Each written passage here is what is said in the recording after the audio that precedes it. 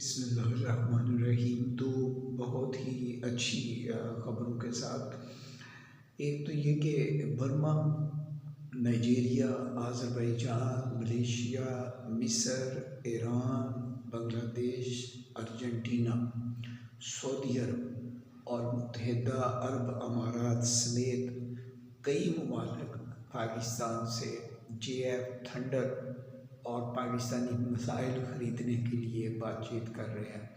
और उनमें से कई ममालिक ऐसे हैं जैसे कि अज़रबैजान, नाइजीरिया, लीबिया, उनसे तो मुआहदे भी हो चुके और नाइजीरिया तो कई तैयारी ख़रीद भी चुका है। और दूसरी बड़ी अहम खबर ये है कि सदर ज़रदारी, जिसे मुफाहमत का बादशाह भी कहा जाता है, उन्होंने बड़ी देर के बाद 3 साल लग गए इसको सियासी महाजराई को ख़त्म करने और सियासी मुफाहमत के लिए हामी भर ली है। ये काफ़ी देर से कोशिश हो रही थी और ये एक अच्छी खबर है।